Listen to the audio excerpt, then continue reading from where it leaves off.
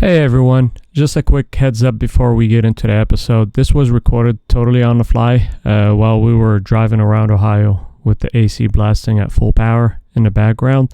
It started off with a simple question: what would you do if you had $1 million?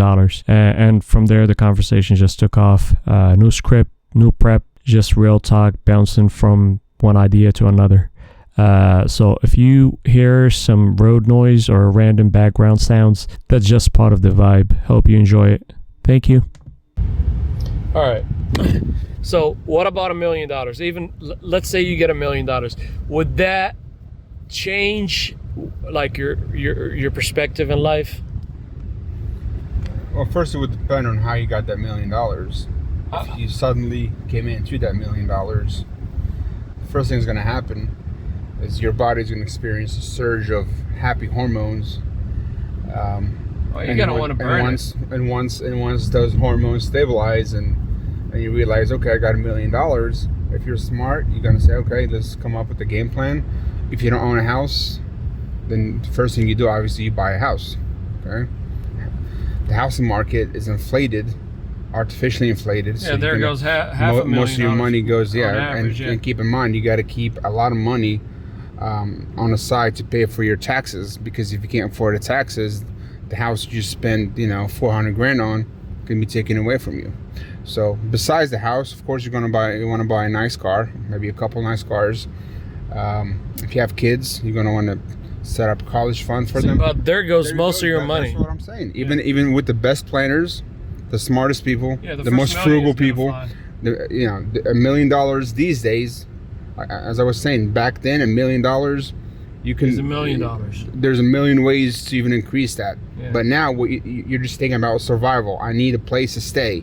I need reliable cars. I need to have enough money to be able to survive emergencies. I need to be able to make sure my kids can afford to go to school, whatever. That $1 million is gone as you're planning. That $1 million is already spent. Yeah. If you're lucky, you'll have 50, 100 grand to be able to invest, but in what? The stock market, you invest in the blue chip stocks, in long-term stocks. You get a return. You get a slow return. It's not going to make you rich.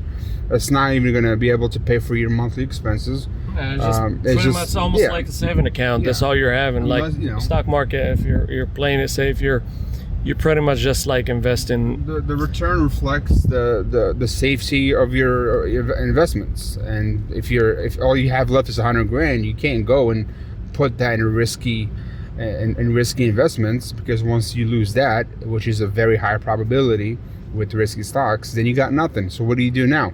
You have to go back to work to be able to afford to maintain that your style of living that you got when you first had that $1 million, which is going to be hard to do, because as you got taxes to pay, you got you have nice cars, car insurance, maintenance, all of it. So what do you do? Unless you get lucky and or if you have a skill set, you can go back to the job market. But it's hard to go back to the job market after you taste that $1 million. Exactly. And the other alternative is that when you get $1 million, you still stay in your apartments. Whatever you pay, you keep that apartment. It's hard, bro. That's one of the hardest things you can do. One of the hardest things you can do if you get $1 million, to just keep the same lifestyle. It's an option. Especially the first $1 million. Now, if you're having reoccurring $1 million every year or whatever, let's just say you get $1 million salary every year. Okay, but your first $1 million, maybe even your first $2 millions, you're just gonna burn through that, man, because you got a lot of. Pretty much, especially if you grow up poor, you got a lot of needs that you're gonna. First of all, like you said, all the options you have with that $1 million are going to end. The end result is most likely that money is going to be spent within a short period of time, because it's like you said, if you're getting that $1 million every year, that's difference. That's you're sustaining whatever you're doing. $1 million, which is what's more common, is people come across a large sum of money, whether it's inheritance, whether it's mostly it's either inheritance or they play lottery, whatever it's. But most people don't get $1 million every year. They'll get a one-time lump sum they sue a company or whatever, that lump sum, they get one chance to make something out of it. But they have options. And as I was saying, with the option to just keep your current lifestyle, if you got apartments for $1,000, for example, you keep that. You start a business, which is going to require a lot of capital. Yeah, but what business would you start? That's a whole different subject. You got to be able to do something that you're knowledgeable in, that you're good at, have experience in. That's safe, which is, most businesses. There's a very and the nature of business is not safe. Yeah, high risk of losing your money. So you have to decide how much money I want to put in. At the same time, of course, you can't put all your money in the business. You got to be able to sustain. Your first few years, you're not going to make any money. You'd be lucky to even break even.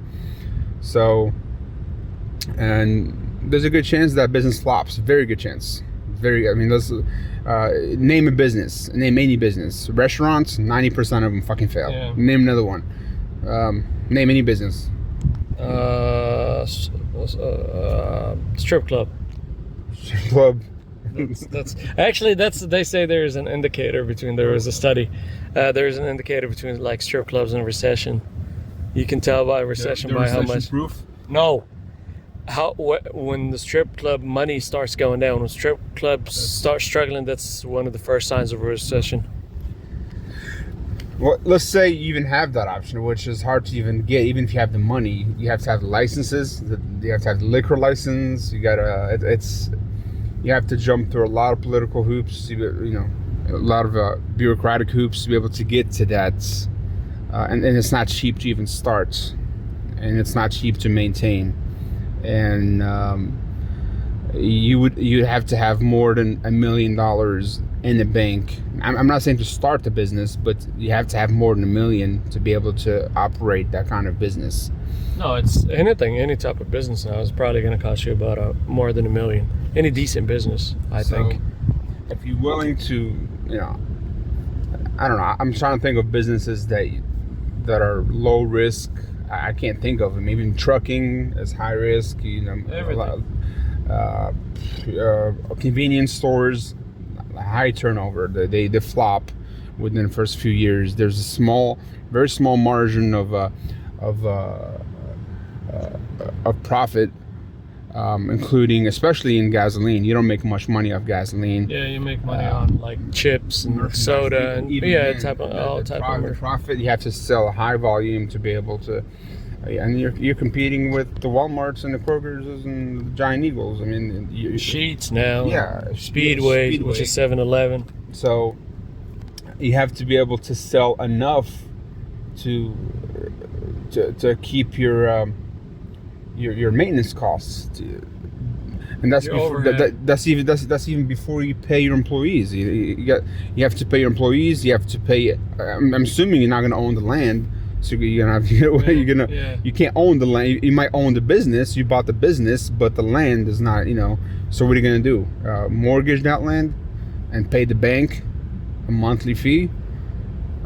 What happens if you can't pay that anymore? Which is a very likely scenario if you don't make enough sales.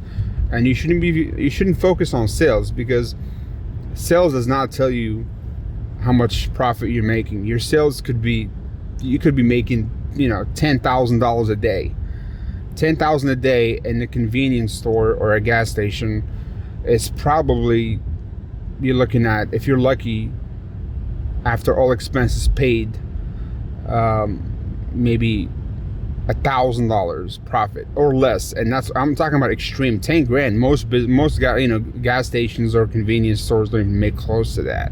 They make probably around 3 grand and 3,000, 4,000 in gross sales. The profit probably comes to $500 a day after all expenses paid, employees and all that. $500. Some people are happy with that if they're making that a day, but if you have to deal with the business of that magnitude and the headache that comes with it and the stress, you as a person, unless you're extremely hardworking, you're patient, you're able to to overcome obstacles, you're not going to last in that. It's a very cutthroat business, and it's stressful. Constantly requires capital, and just things that, for example, if your AC goes out, your coolant in the fridge goes out, that's a steep expense that you have to be prepared to pay for, because obviously you can't operate a gas station without a functioning cooler. So $1 million, what can it get you? Personally, I don't know. I mean, I would have to, I don't know, dude. Just some type of service that, it would have to be some type of service or some type of niche market that I don't know, maybe like some type of import-export logistics business, consultant Well, then maybe. again, you have to Spend be that money on marketing knowledgeable maybe. in that. You have to be very knowledgeable in that market, and it's very saturated. There's a lot of people already doing that. Yeah, but anything you look at right now is saturated, so you can make the argument about any type of industry that you're gonna get into. And that's why my mindset now is not, start a business to make money, is to increase your income and investments to get rich. It's income is what allows you to invest and continue to invest. And those investments is what eventually, for example, 401k. 401k, it's pretty much guaranteed income, guaranteed good source of income when you retire. If you consistently put in even a small percentage, you work with a good company, they're matching it. When you retire, or you can even pull it out before you retire, you pay a high fee in taxes, but for some people it's worth it because they don't want to they don't want to retire at 67 years old with barely able to enjoy life. But what I would say to somebody, for example, the advice I would give someone who's young versus somebody who's our age, not young, we're 38s, we don't have a lot of working years left. So we can't afford to take high risks, meaning businesses. We can't. Oh, we just passed Subway, I think. We can't afford to do high risk investments. That ship sailed a long time ago. When you're younger, fresh out of college, whatever, 20s, my advice is go aggressive in the stock market. Go aggressive in your 401k. Oh. You save up as much as you can. Most of your money should go towards investment. You live off the bare minimum. You live in a studio, live off the bare minimum, eat ramen noodles, beans, whatever. You do that for a certain period of time. You don't do that forever, obviously. That's not no way of living. But yeah, you have a goal. Let's say you're 23, 24. If you do that for 10 years, you're likely, But when we were 23 and 24, did you invest in the stock market? Because I didn't. Right. Well, yeah, we didn't have the environment. Our environment was not conducive to us even saving money, let alone investing in something that we had no knowledge about. That's why they say you're a product of your environment. If we grew up with money skills, we would not be. No, I said look at that. We would not be in. Is that a fire? It's something. It's a big. It's a big cloud. We would Look not at be that. in the same situation as we are right now. We would be sitting on a couple $1 million and discussing higher end business ideas safely, able to calculate risks better. And it boils down to, if you can take that risk, then obviously your likelihood of you being successful is much higher.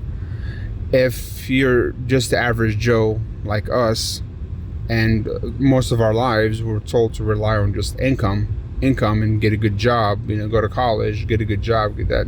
Nobody taught us about investments. Nobody taught us about businesses, about any of that. We just hear these, American dream stories, and we're like, oh, we should have done that. No, we could not have done that. We don't know anything about that. And So and we're getting off subject here, but so if you have $1 million, if I had $1 million right now in cash, I honestly don't know what I would do with it. If I had to guess, it would be just a guess, because like you said, it's easier to financially plan for somebody else than it is for you. Yeah. So once I get that $1 million, I don't think I would want to buy a house here, just because for the simple fact that you never actually own that house. Even if it's paid for, if you don't pay your taxes, which could be very significant depending on where you live, even in Columbus, the taxes increase based on the value of the property. Well, I think property taxes in the last few years increased 3 times or something like that. So how do you account for that if you're not able, if you don't have a guaranteed source of income? Even if you have that $1 million, it's just a one-time lump sum payments. You can't account for how much taxes are gonna be 5-10 years from now. Goodness. If you can't afford the taxes, then your options are you gotta sell the house. Yeah. And then what do you do then? You can't buy another one because it's gonna be more expensive to buy. You just. So, but what about like investing in real estate? Let's just say you get $1 million. What about if you put that money into some type of real estate, just buy your property, a small duplex or whatever, 2, 3, 4 of them? You think that's a better investment than just trying to start up a gas station or a convenience store, or I don't know, a car dealership or something like? I would definitely stay away from car dealerships.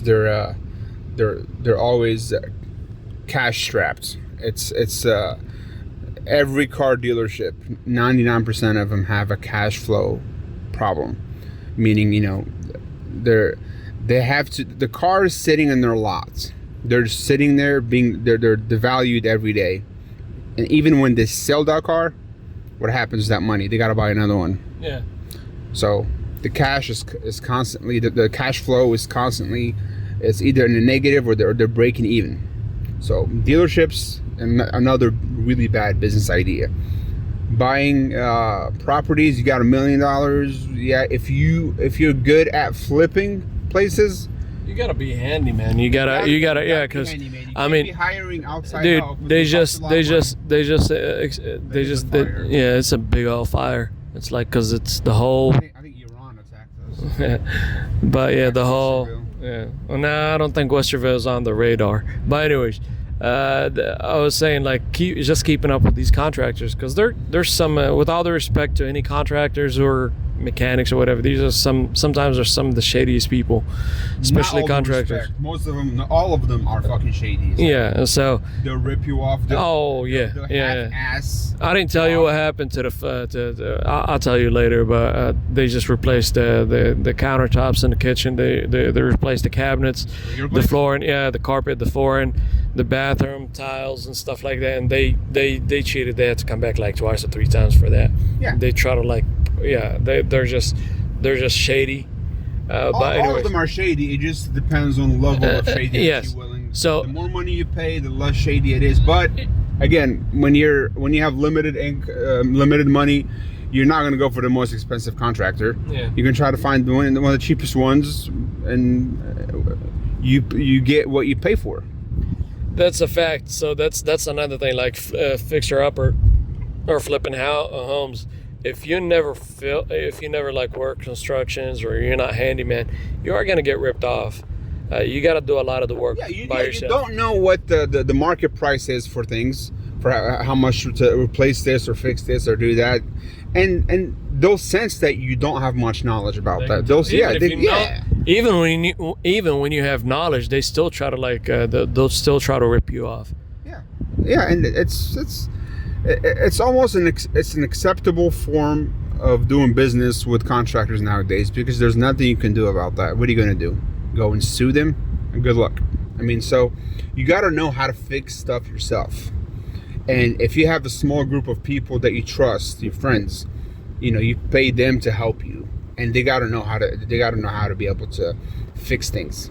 And honestly, it's if you have the money, the flipping part yes, it requires hard work and knowledge, but you can actually obtain that skill. It's skill that you can learn even through YouTube. You can how to.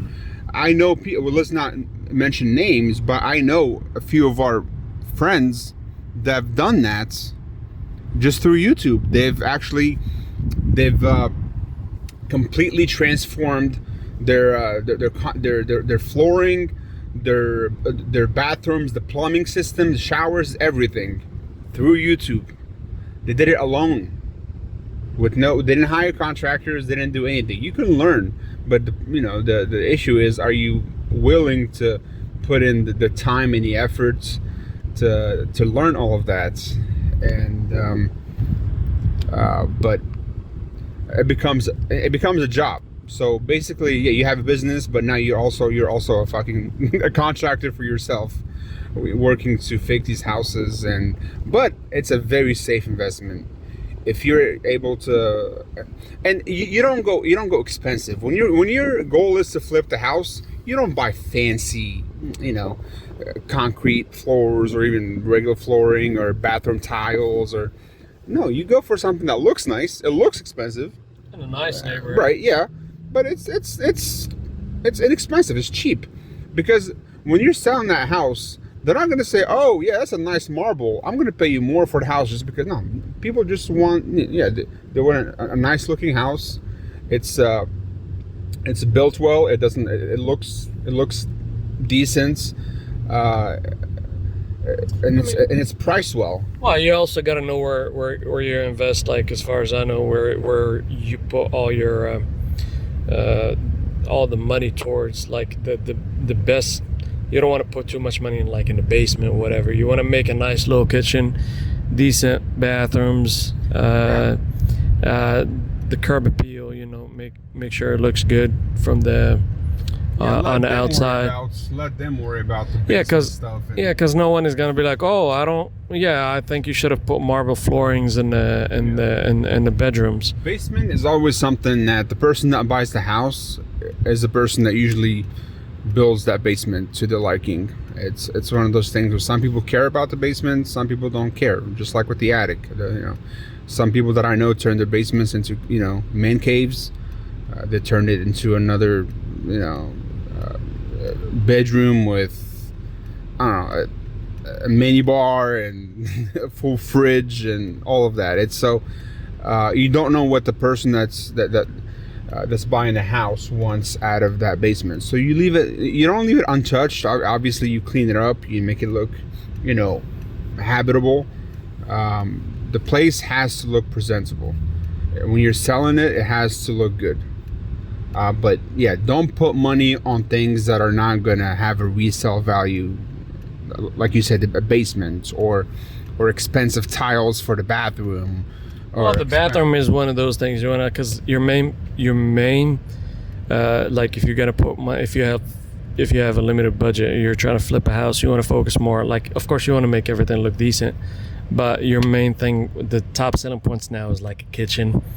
Open flooring concept, kitchen nice, and a bathroom, and a living room, refrigerator, appliances in general. And they're not that expensive anymore. You can get nice ones, that look nice, and I don't know what their long term usability is, but you don't care about that. All you care about is selling that house. After that, that's I'm not saying you should use shady tactics, but at the same time, you don't want to spend money when you're not going to get a return on something. You're not going to spend $10,000 on a refrigerator when you can easily buy one for $3,000 and it'll get you the same amount of return financially as this one that's $10,000. So don't put too much on a house. You have a set budget. You got to know how much. You got to study the market in the area, see how much houses cost, and go from there before you even buy the place. Whether you buy from an auction or from somebody, or you got to know how much you're going to put in it, and what are the likelihood of you making the amount of money that you're projecting to make. Because obviously you're not going to get it 100% correct, but if you're only a few $1,000s off, that's fine. It's like with investments in the stock market.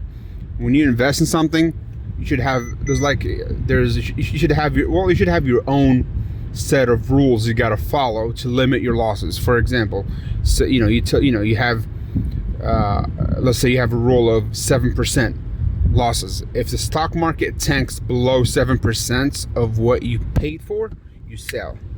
Because here's what ends up happening if you don't have a strategy, an exit strategy.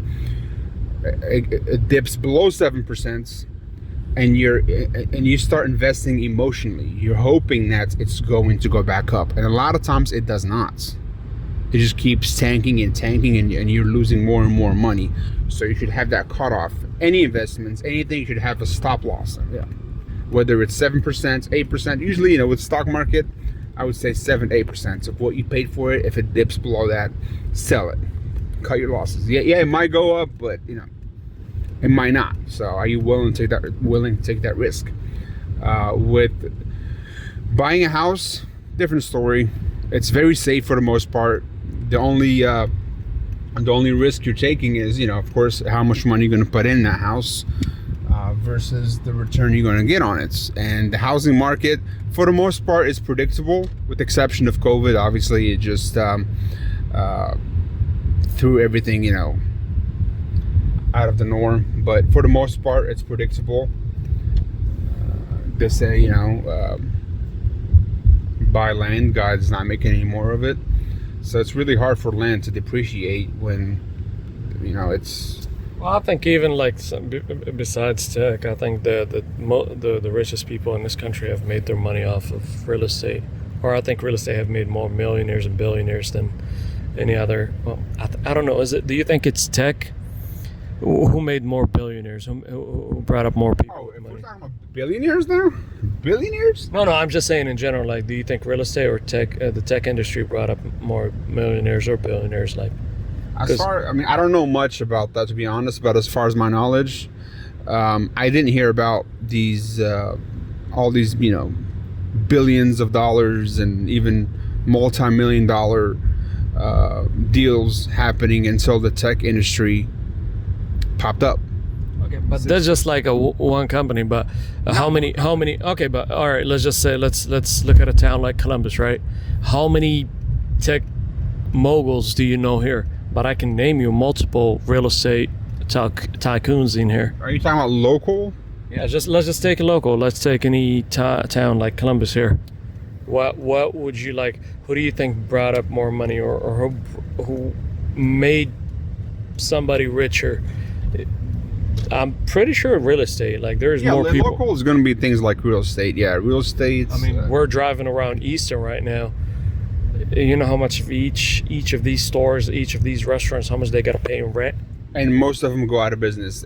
Most businesses, we've lived in Columbus for almost 30 years. Easton opened up in '99, right? That's 2000. Years. No, 26 years. I think it opened up in 2003, 2000, around Easton that. was '99, but it didn't look like this back then. Let's just say, past 20 years or so. Okay, 20 years.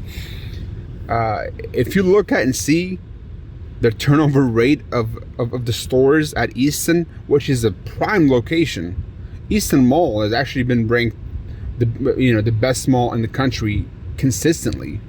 In the state or in the country? In the country, yes. Sometimes in the country. But the turnover for the stores is extremely high. Sometimes every few months you would go past a business and it's a whole new business. They went belly up. Here, LL Bean, they used to be the Container Store. That Maestro was McCormick and Schmick. This is McCormick and Schmidt's. Oh, yeah, McCormick and Schmick. That one was another high-end restaurant. Also, they both went out of business. And Bravo's, does Bravo still exist, or is that an old restaurant? Went out of business. Okay. Went out of business. High-end restaurants, mid-range, even low-end. No. This is McCormick and Schmidt's. This now it's like an Italian bar. Yeah. And give it a couple of years. That one is going to be out of business too. If McCormick and Schmick went out of business, and that's just okay, that's a restaurant. Let's talk about other places. For example, okay, there was something else just last year. before Sephora. Sephora was located in a different location. It was across the street. This was something else. Well, just look at if you look at now it's Godiva went out of business. The only chocolate company, and one of the few companies in the country, and the only one that sells decent chocolate here in Columbus, went out of business. What else? I don't know what store that is. Martin's, American Eagle. See, American Eagle, this used to be a McDonald's at first. Oh, steak? Shake and Shack or whatever, Shake Shack. Yeah. I was going to say Radio Shack. This used to be first, if you remember when they first opened, this used to be a McDonald's. Yeah, Then it became Puma. It was a Puma store at some point, and then I think Tesla. Yeah, and now it's Shake Shack. Yeah. But anyway, back to not divert from the topic, let's say Legoland. But let's just say this used to be Abuelo's. That's, what is it now? Yep, went out of business. Yeah, it used to be a Mexican joint. Food, good prices, reasonable prices, and it was good ambiance, honestly, and prime location. You wouldn't think they would go out of business, but they did. It's a restaurant. It's. But do you think Wexner, who's the owner of Easton, do you think he suffers from all because these? Because his rent is guaranteed. The business, it doesn't matter what business you run, you're paying him rent. So he's getting rents, regardless of. He's getting his. But the turnover rate is insane at malls. The stores close, even kiosks, they close within a very short period of time. So you look at all these things and you say, yeah, there's no money in starting a business. There's money in real estate. It seems to be like everybody, stores, warehouses, everybody needs even Amazon needs some type of real estate property. Requires a lot of capital. Okay, who has that?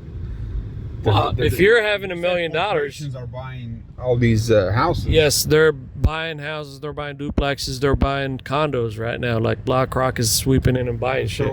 They used to never buy. They used to buy these big old apartment complexes, but now they're buying these mom and pops properties. And what is it causing? It's causing the rental market to boom. Not boom as far as for the benefit of the renter. It's because they're control. What they're doing right now is also, there was another thing I could talk to you about.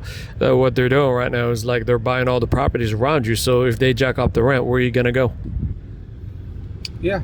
By the way, there was I forgot the company. You could look it up, but there was a company that had to testify. Most of these landlords, real estate companies, especially in rental properties, they're all pretty much using the same software.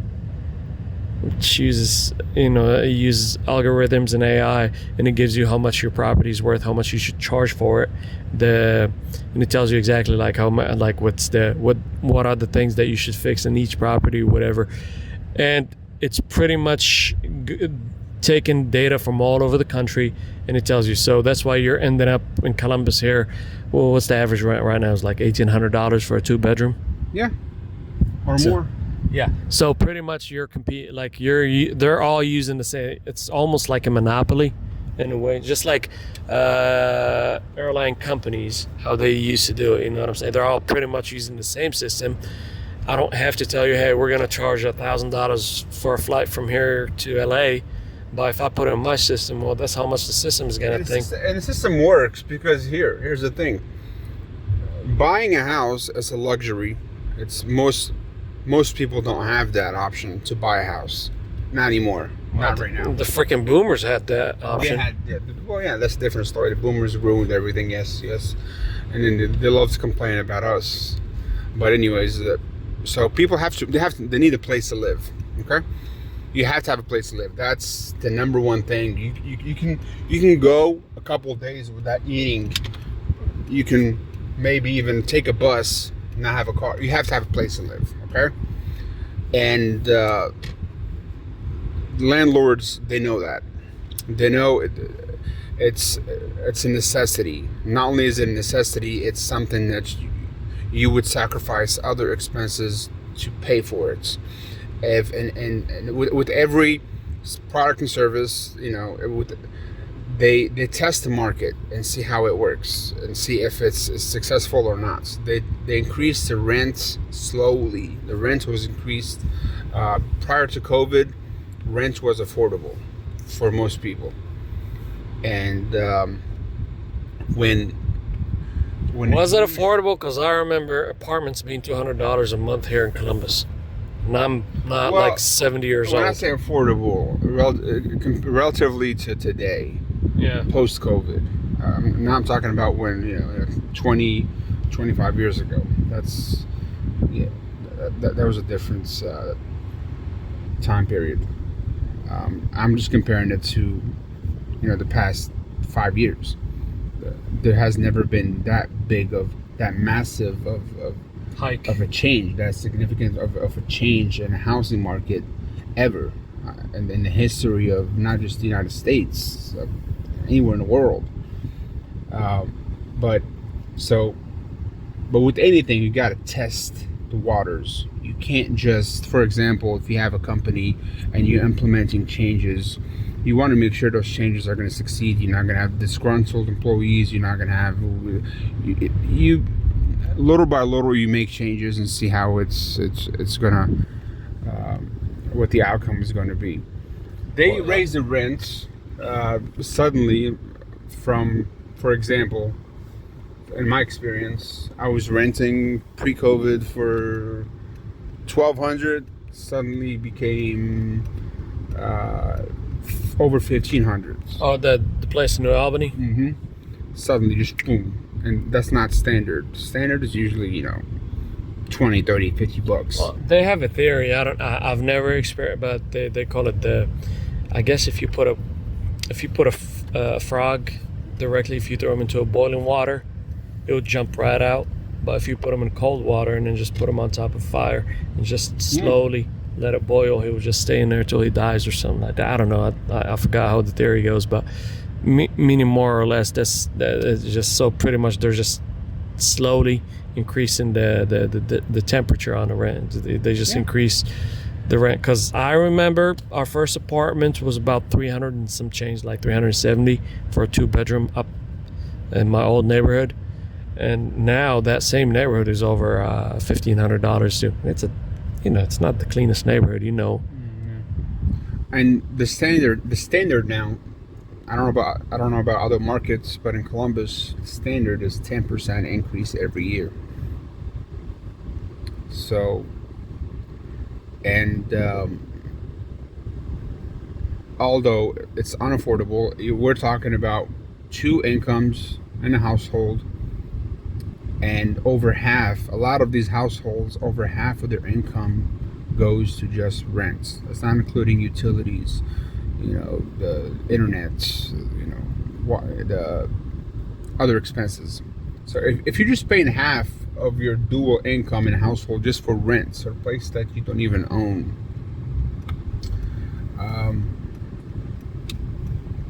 how much money are you going to have left to do other things that actually contribute to the economy?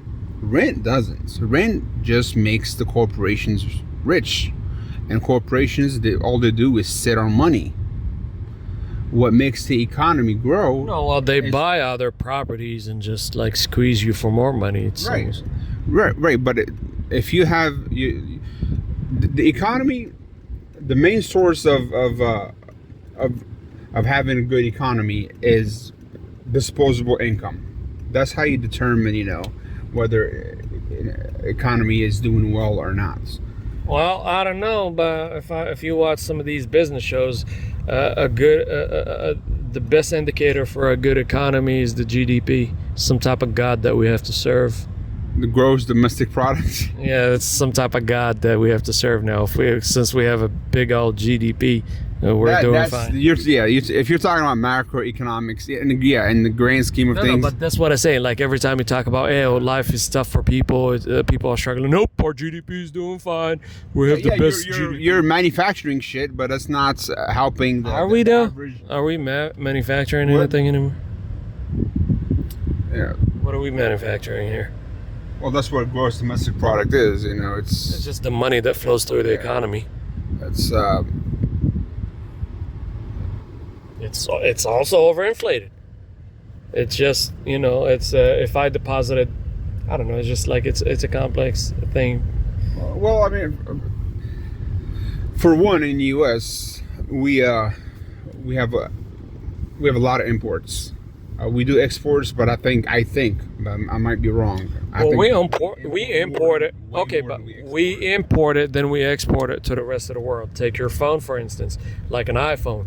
Yes, technically we do exports, but we're not doing exports of an iPhone. The iPhone goes from China to whatever, Spain or France or Italy or whatever. You know what I'm saying? Even though technically it's an American company registered in Ireland and all these places. That, honestly, those technicalities, they don't really matter, because we talked about this a lot. And this only applies to the U.S., only applies to America. And here, cash money that flows through the economy doesn't really have much of an effect on governments as a whole, on the nation. The government does not need your tax money to operate. Well, there's that, but that's a different topic. But let's back to our main topic for this episode. And let's say if you have $1 million, since real estate seems to be the only option that you would go with, the $1 million in the current real estate climate, even then your options are limited. But that's still the safest bet, because the worst case scenario, you end up with a few apartments that you haven't sold, but you can at least rent out and make money off of. You're not going to lose money. You may not get rich off of it. That $1 million is just going to just sit there and land. But I would rather have that money sitting in land than, like you said, sitting in a bank account where it's suffering from inflation. But yeah, let's circle back to what I was saying. Import, export, honestly, it doesn't matter to the U.S. Your tax money doesn't matter to the U.S., but having disposable income does, because it keeps small businesses alive, and 90%. I mean, this figure could be it could be a standard deviation, small margin of error, but around 85-90% of jobs are owned by are supplied by small businesses, whom rely on your income, to be able to buy their products and services. If most of your income is going to rent, that rent money is not circulating in the economy. It's not. It's going into the deep pockets of the corporations and people that. Well, yeah, it's like if somehow it's like if the rich get richer, that money is going to trickle down to everybody else's bullshit. So it's all tied together, because if a small business was like I said, most jobs are held by small businesses. And that's the thing. That's another thing with the boomers. If you would have started anything in the 60s and 70s, any type of small business, the regulations were not as strict as they are right now, but any type, all these successful companies, the majority of them, they started off during the same time, which is like the 1960s or whatever, 60s, 70s. Walmart, McDonald's, Burger King, all of them started out in the 50s, 60s, 70s during that time. So if you would have started any business back then, you're probably... Let's not even talk about these big corporations. Yes, most corporations, McDonald's and all of them, they came into existence during that time because it was an easy time to make money. But even the average citizen had a high quality of life. They were able to afford a house. They were able to afford on one education, car, vacations. Yes, medical care. Just basic things that we look at as a luxury now. it would be insane if you go back in the 60s or even 70s and tell people that they have to spend half of their income just to rent a place. That would cause a revolution. But now it became a norm that, okay, rent's expensive, so what I got to do is I need to work 2 jobs. So now you have dual income, and both people living in a house sometimes have to work 2 jobs. And so what happens then? If the housing market, the rental market senses that, okay, you're able to afford. Yeah, it's just going to increase. It's just supply and demand. Increasing, yeah, because you're.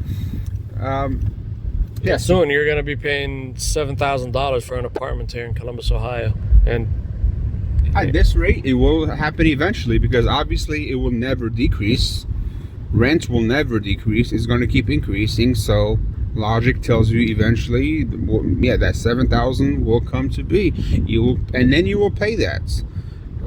It's not like you have a choice. You need a place to live. Yeah, you need a place to go.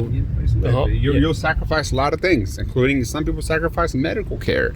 They'll sacrifice food. They'll go to the grocery store and not buy things that they want to buy because they need to keep a roof over their head. Food that used to be a luxury, it is now. It is a lot of people are struggling to just put food on the table because they need that roof over their head. And income, income hasn't increased in decades, literally decades. A job that paid $100,000 30 years ago still pays $100,000 right now. Yeah, and it's not. So $100,000 nowadays is nothing. No. Nothing. You are not considered, even middle class. If you're making $100,000, if you make $100,000 and you live alone, you're barely making it. I promise you that. You're barely. If you're making $100,000, you have no kids and you live by yourself, you're living a decent life. You could live as a single guy, but for a family of 2 or 3 or 4, $100,000, yeah, $100,000 is nothing. It's pretty much, I don't know, it's like 20,000. So my point is, if income, at least somewhat, it didn't have to keep up with inflation and with the cost of living, but at least be close to it. But when you see people that were making, $3,000 a month 30 years ago, make that right now when rent is 5 times higher.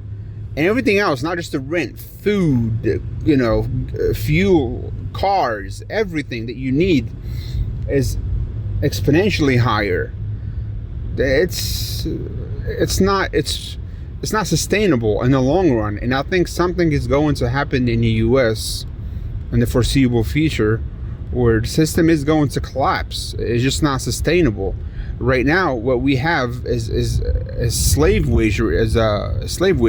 Basically, you're a slave to your job. Yeah, we abolished slavery in terms of forcing people to stay in your farm and actually, if you were to, I hope you don't post this on, but don't say anything. No, what I'm saying, my point is, okay, because obviously slavery is the worst thing that's ever happened, in human history. But I don't know. Some of my friends, they say when they lose internet if you look at it, well, let me get to my point. Let me try to phrase it in a way that I don't offend people here. But when people owned slave back then, they provided free housing, free food, free healthcare. Everything was offered for you, and you still got paid. So when they abolished slavery, was it really abolished? Because now what happens is those people that used to own slaves, they just said, okay, you're free to go. You can work for me. I'll pay you, but you can't live with me. I'm not providing you with food. I'm not providing you with, medical care or whatever you need, transportation, whatever. I'll pay you a wage, but in exchange you have to work for me. So essentially those slaves realized, okay, now I'm free to have my own place, but if I don't work, I'm gonna starve to death. I'm not gonna have a roof over my head. So they looked at it as I'm worse off than I was when I was actually owned by a slave owner. I mean, I see your point, but slavery was pretty terrible, dude.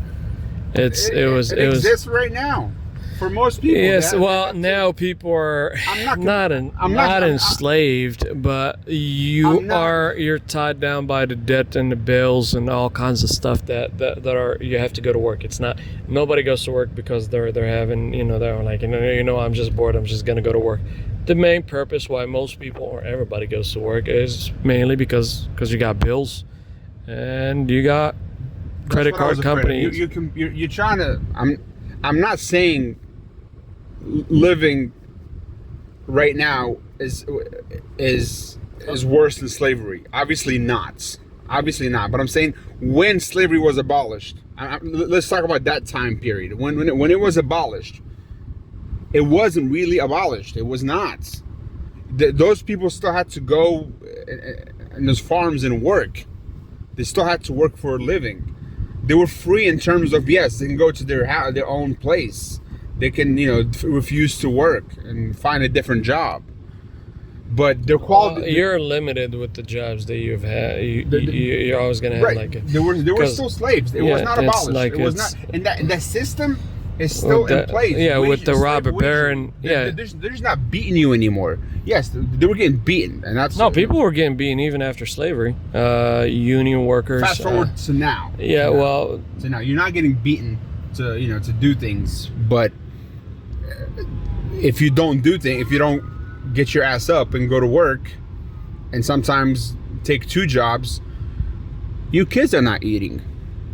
You're going to be homeless. So, I mean, get a second job or a third job.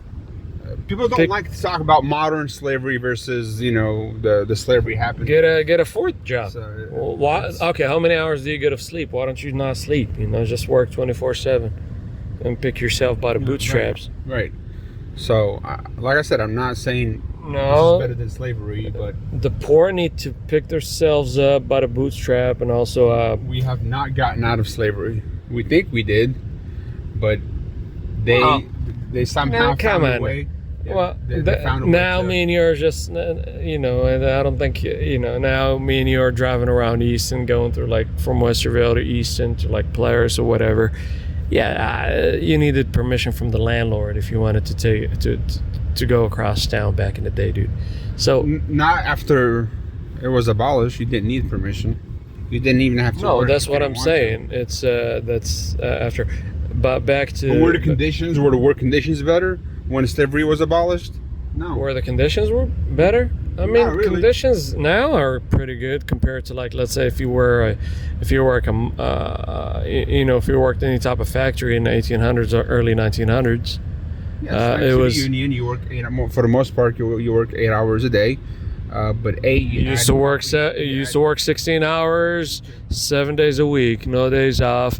Even if you're a child, but yeah, a big part of that is all these labor movements and unions that help that. But back to our $1 million, how can you be a robber baron with $1 million?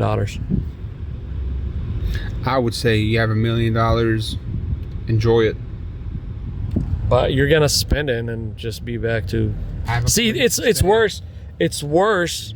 And that's why a lot of people who win the lottery, they suffer depression and stuff like that, because a few of them, I don't know what's the percentage, but a few of them do commit suicide, mainly because once you taste that feeling of having $1 million and lottery can afford. You're talking about a very small number of people that we don't have enough.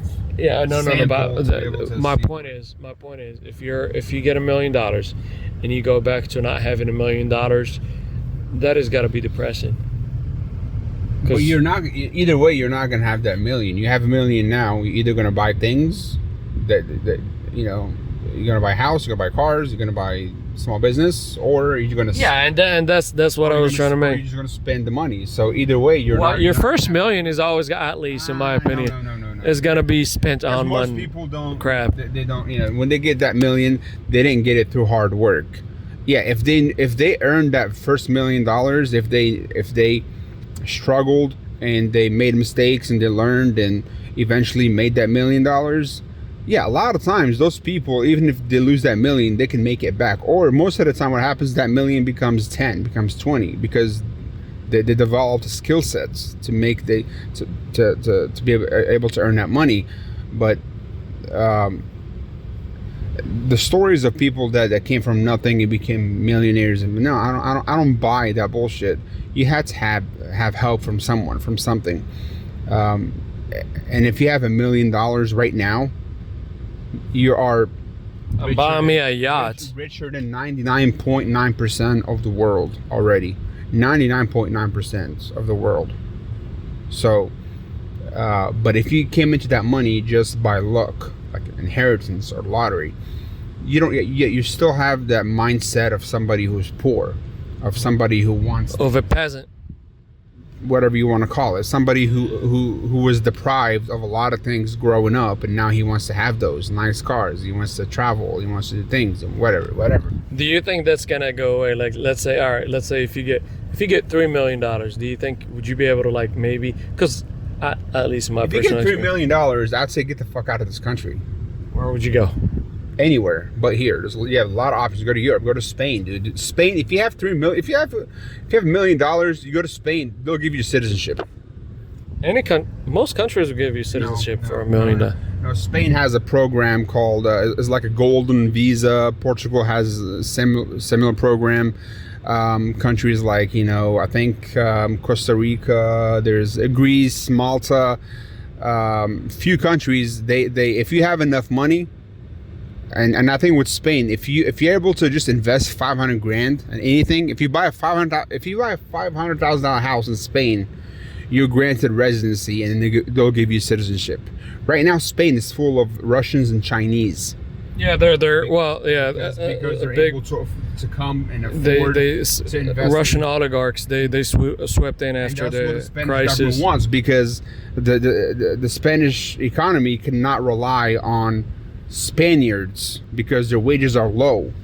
There isn't enough money going around to be able to make the country prosper. So they have this loophole of where rich people. You said $1 million. Okay, that's enough for you to go to Spain, buy a house. Just buy a house. You don't need to start a business right away. Just buy a house, get yourself a Spanish citizenship. And then with that 500 grand you have a lot more opportunities to do things in Spain than you do here. Like what? Because put in mind, Spain, as much as I love Spain too, it's a bureaucratic country. So you gotta, like, this is the US here, we're more business friendly. You have less bureaucracy than most European countries. You're a lot more likely to fail here, man. So, well, free market means you're free to fucking fail. It doesn't mean you're free to just get rich. If you get rich, most fail. And yeah, Spain has a lot of bureaucracy. To get things done, you gotta jump through hoops. Same with a lot of countries in Europe. That's how the system is set up. But you having $1 million in Spain is equivalent to you having 5 million here in the US. No one is gonna argue that the quality of life in Spain. And that's another subject. Your quality of life goes up. Oh, and yeah, at the way same up. time, I stayed in Spain for 3 months. It was very amazing. It's a really nice place. The lifestyle, the slow pace of life. You enjoy life. You live, you work to live. You don't live to work. And I think that's throughout the Mediterranean, like Spain, Italy, even France. They do enjoy their lives too. Yeah. And like I said, I mean, it's if you own a house in Spain, and now you have their passport, you enjoy the same benefits as they do: universal health care, free education for your kids, good quality of life. you don't have, you still have 500 grand. You bought a property for 500 grand in Spain. Okay, but what are you gonna do? Which, by the way, 500 grand. If you bought a property for 500 grand in Spain, you're buying a freaking mansion. Okay, but here's the thing. That might have been true like a few years ago, pre-COVID. You're not gonna buy in Madrid. Okay, so you're gonna buy. Let's just say you buy a house for 500 grand. You get your Spanish residencia paper, which is like the green card here. Almost automatically, dude. I don't think they give not for 500,000. You need something more. You need millions. 500 grand, dude. That's all. People have done it. All right, but let's just say. But what are you gonna do with the rest of the money in Spain? You can take a little bit of that. Take 100 grand, whatever, a little bit more.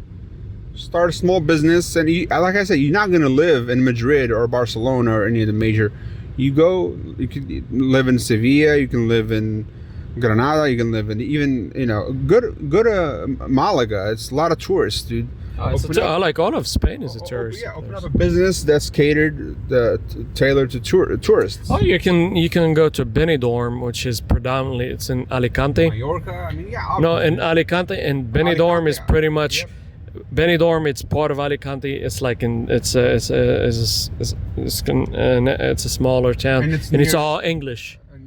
Nothing but the English. And Americans. And but here's the thing: with all the respect to the English, they're very cheap. They're notoriously cheap. Like if you open up a business, I think the English are some of the worst customers you can have. What you want though, I mean, you'll be able to own a house outright, but property taxes are very minimal. It's almost crazy cheap.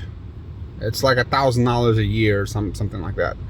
So you own your house, a nice house. You're a residence, legal residence. You enjoy all the benefits of being a Spanish residence. And you own a business that's, even if it's making you modest income, as long as it's making you enough to be able to sustain the quality of life that you want, which it can.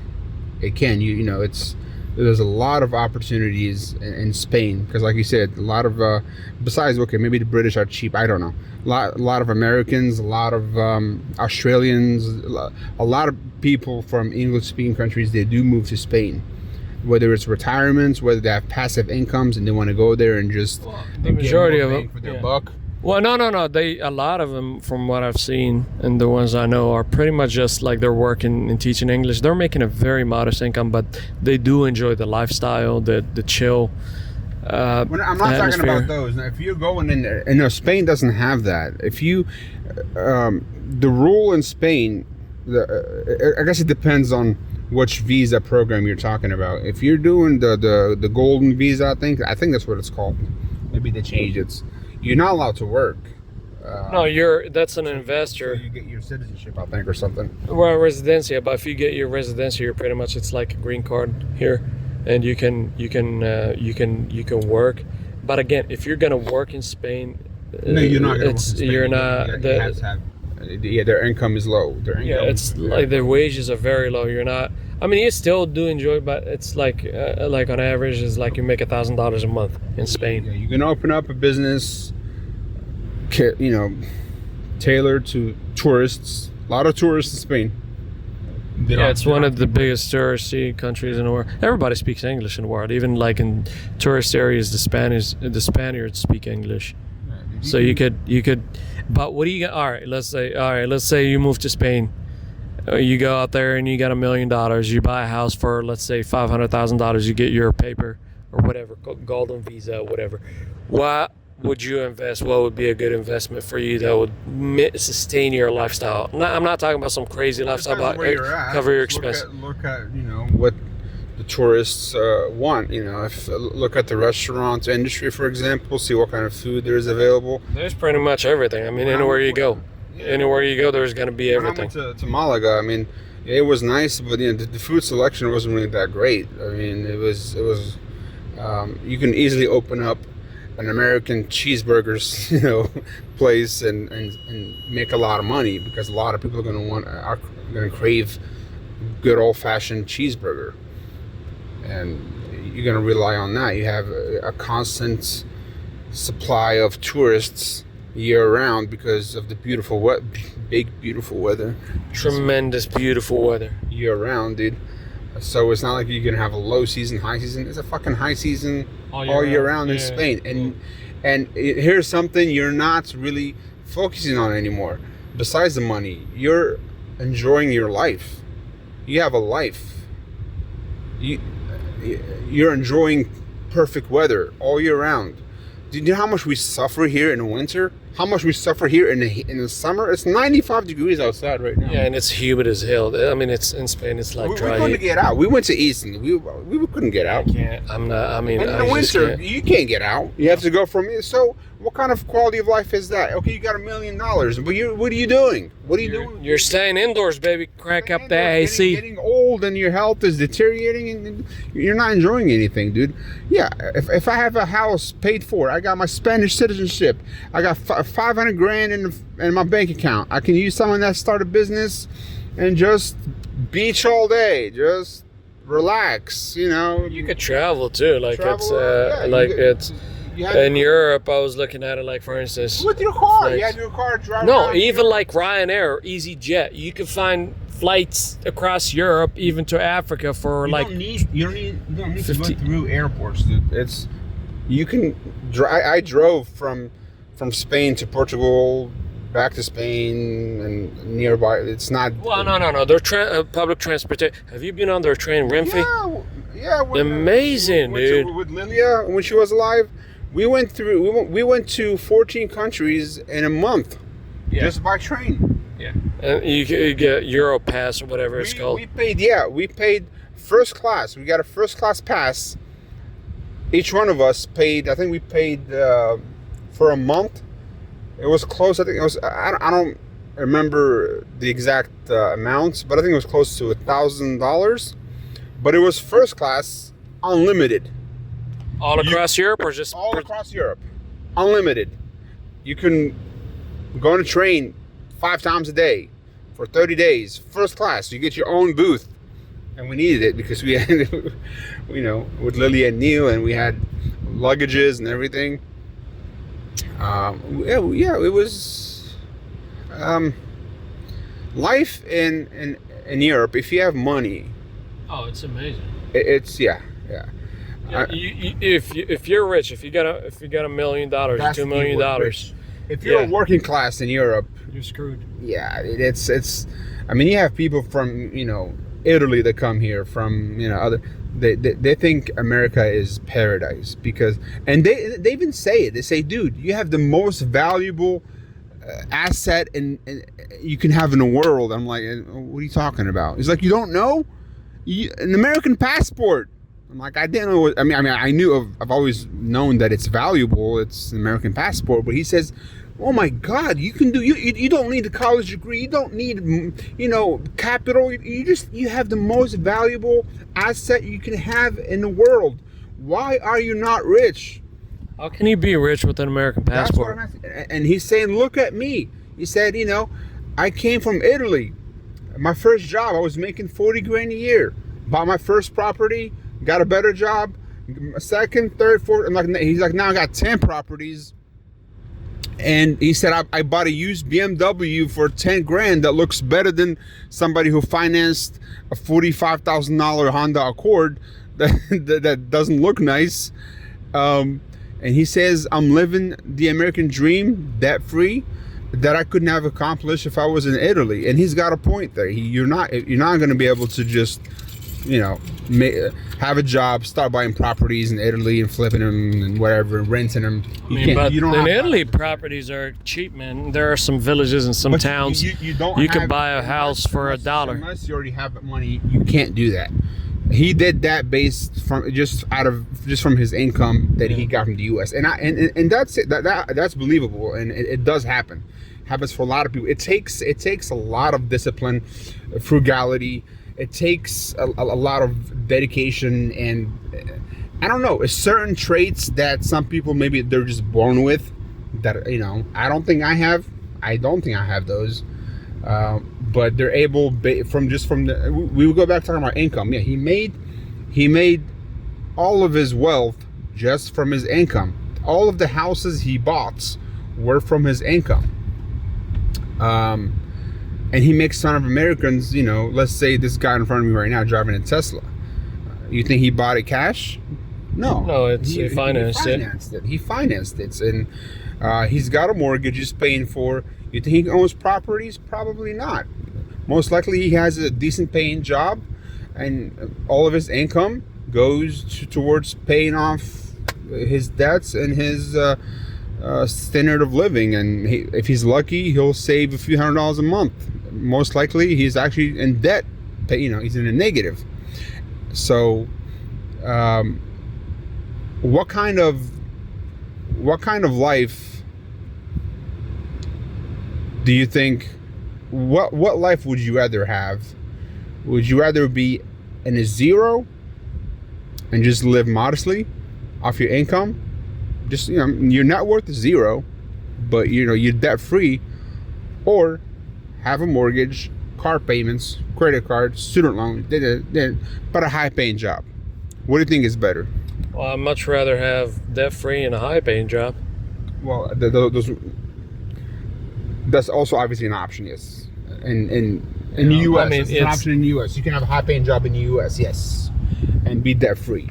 But the mindsets that they drilled into us is that if you make high income, you should have nice things. Nice things cost money. Usually, even if with high income people, they can't just pay cash for things. I personally know a lot of high income people. They consider themselves rich. That's their subjective interpretation of rich. I don't look at them as rich, because I look at rich as your net worth. It's your assets minus your debts. If your debts are higher than your assets or even close, I don't care what your income is.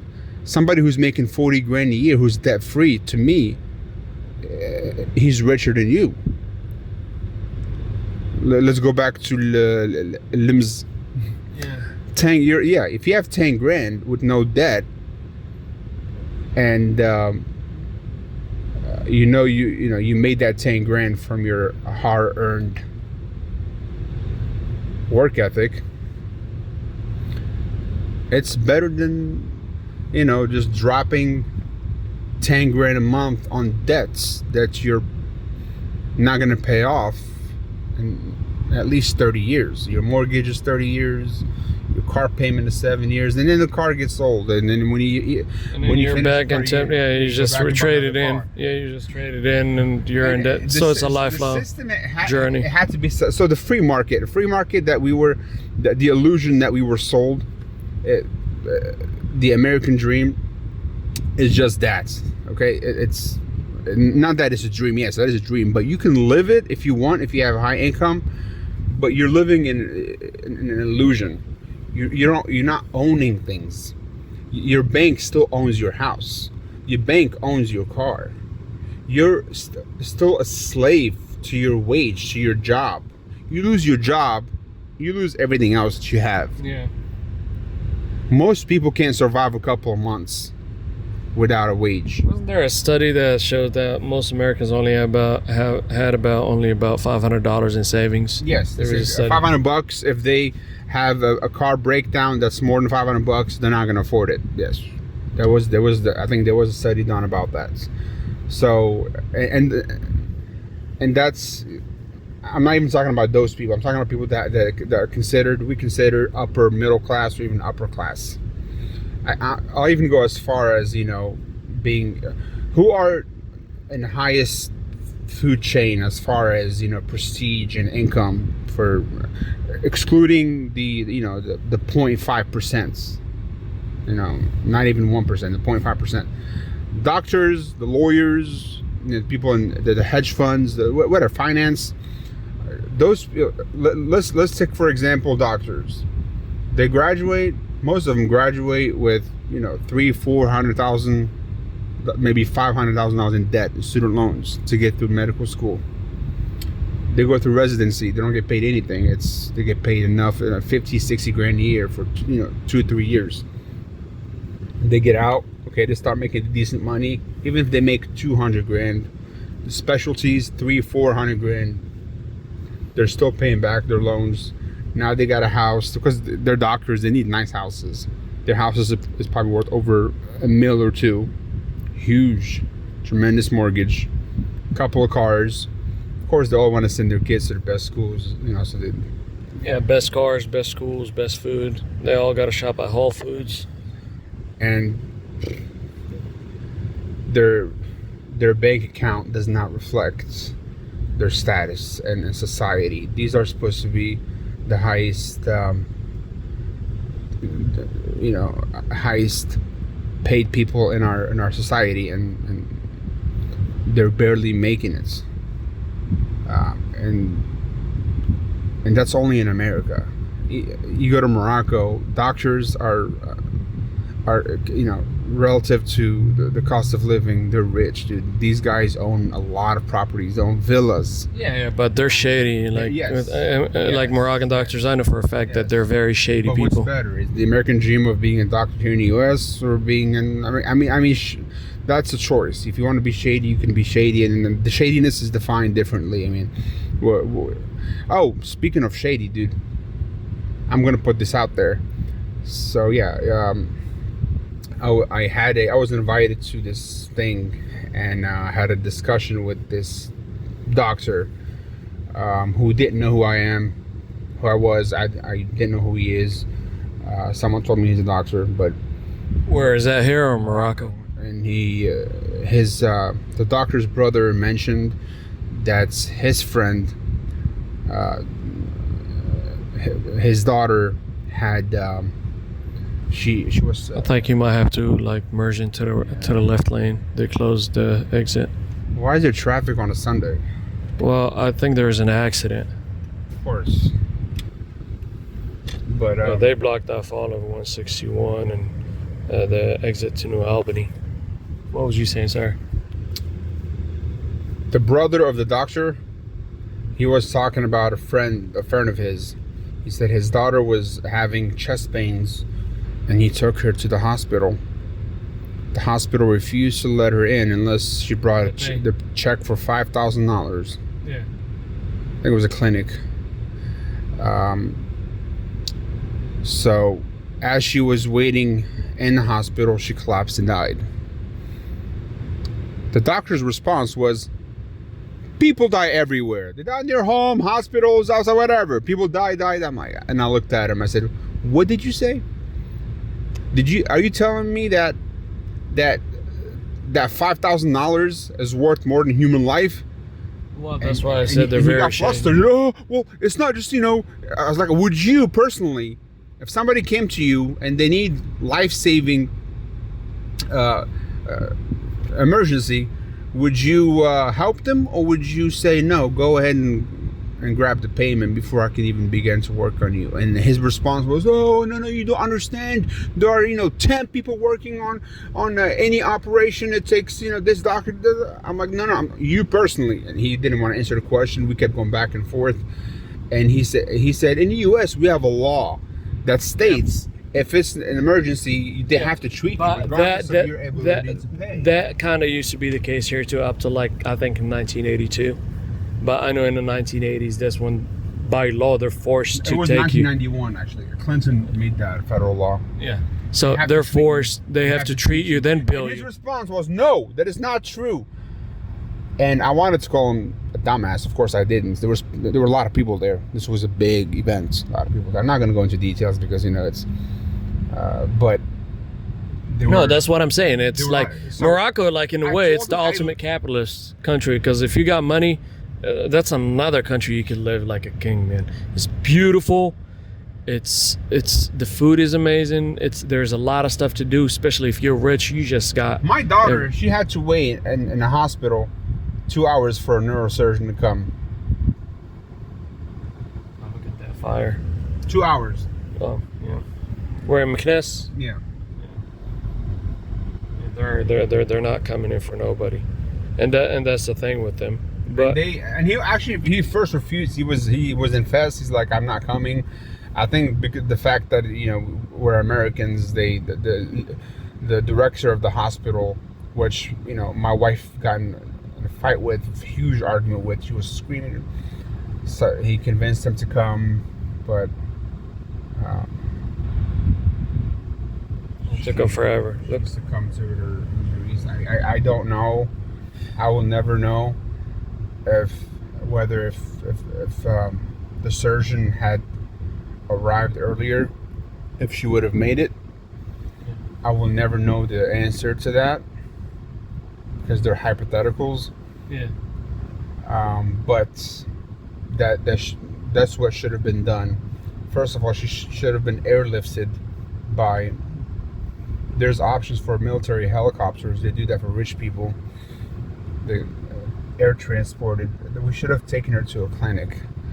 I thought you took her to a clinic. You took her what? To a government hospital? Took her to the hospital. Even with the clinic, you don't know if they're going to be open or not. Because a lot of times they're not open 24/7. No, they are. It's just a matter of having a doctor there that's ready to operate or whatever. But yeah, now we definitely moved on to a different subject. That's Look. Big old fire.